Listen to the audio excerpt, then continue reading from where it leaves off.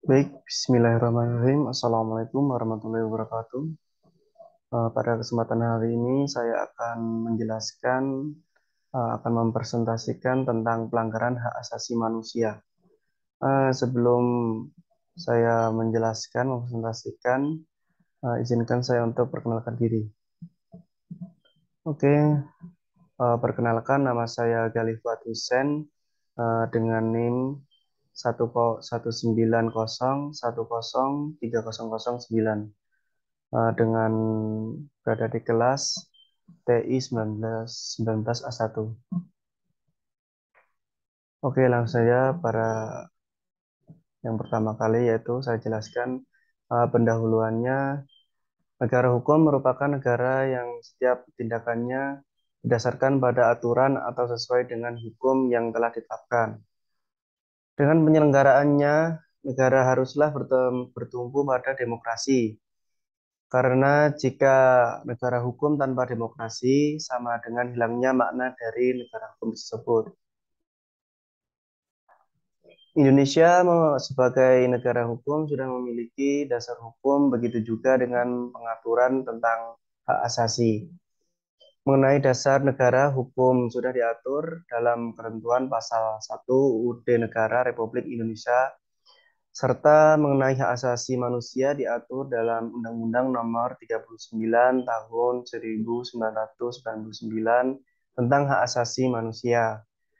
Kemudian dalam UUD RI 1945 diatur pada pasal 27 ayat 3, 28A sampai C serta pasal 30 ayat 1.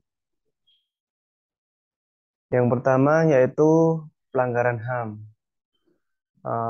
Pelanggaran HAM pengertiannya yaitu untuk secara umum HAM adalah hak dasar manusia yang memiliki oleh setiap insan yang lahir di dunia sebagai karunia Tuhan, serta harus dihormati dan ditegakkan. HAM tidak dapat dicabut serta bersifat hakiki dan universal pada semua manusia. Dalam UU Nomor 39 Tahun 1999, pelanggaran HAM adalah setiap perbuatan seorang atau kelompok orang termasuk aparat negara baik disengaja maupun tidak disengaja atau kelalaian secara melawan hukum, mengurangi, menghalangi, membatasi, dan mencabut HAM seseorang atau kelompok orang yang dijamin oleh undang-undang ini dan tidak mendapat atau dikhawatirkan tidak akan memperoleh penyelesaian hukum yang adil dan benar berdasarkan mekanisme hukum yang berlaku. Dalam UU nomor 26 tahun 2000 tentang pengadilan HAM yang berbunyi pelanggaran HAM adalah setiap perbuatan seorang atau kelompok orang termasuk aparat negara baik disengaja ataupun tidak disengaja atau kelalaian yang secara hukum mengurangi, menghalangi, membatasi dan atau mencabut HAM seseorang atau kelompok orang yang dijamin oleh undang-undang ini dan tidak didapatkan atau dikhawatirkan jika akan memperoleh penyelesaian hukum yang berlaku. Maastricht Guidelines 3 telah menjadi dasar utama bagi identifikasi pelanggaran HAM. Contoh pelanggaran HAM itu sendiri yaitu kasus Munir Said Tholib.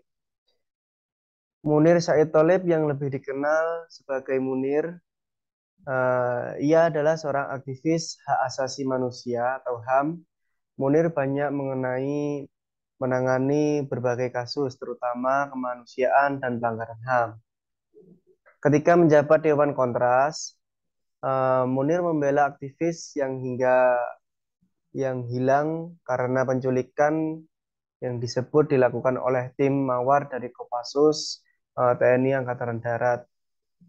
Sikap berani dan sikapnya dalam menentang ketidakadilan oleh beberapa pihak pada masa pemerintahan Orde Baru membuat Munir tidak disukai oleh pemerintah. Dirinya menjadi sasaran dan lingkaran merah dari pihak intelijen karena dianggap berbahaya. Munir juga sering mendapat banyak ancaman dari beberapa orang, namun dirinya tetap tidak gentar terhadap ancaman yang menimpa dirinya tersebut. Munir berencana melanjutkan pendidikannya ke Amsterdam, Belanda. Namun ketika Munir melakukan perjalanan di udara, ia tewas di pesawat terbang ketika bertolak ke Amsterdam, Belanda untuk melanjutkan studi. Munir tewas dibunuh setelah hasil otopsi menyebutkan bahwa ada racun arsenik di dalam tubuhnya. Kematian Munir masih menjadi sebuah misteri hingga sekarang.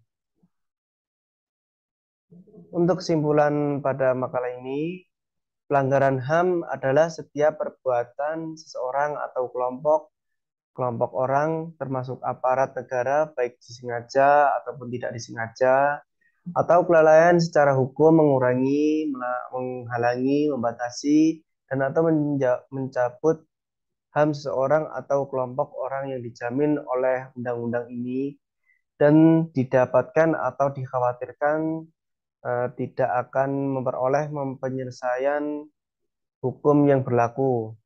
Pelanggaran HAM dapat dikelompokkan menjadi dua macam, yaitu pelanggaran HAM berat dan pelanggaran HAM ringan. Pelanggaran HAM dapat dilakukan oleh pihak negara dan bukan negara.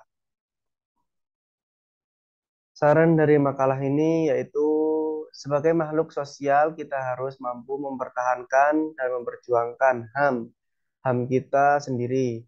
Di samping itu kita juga harus bisa menghormati dan menjaga HAM orang lain, jangan sampai kita melakukan pelanggaran HAM. Terima kasih pada kesempatan hari ini. eh, saya ucap undur diri dari presentasi ini. Mohon maaf jika ada kesalahan kata atau kesalahan apa. Sebelumnya, Assalamualaikum warahmatullahi wabarakatuh.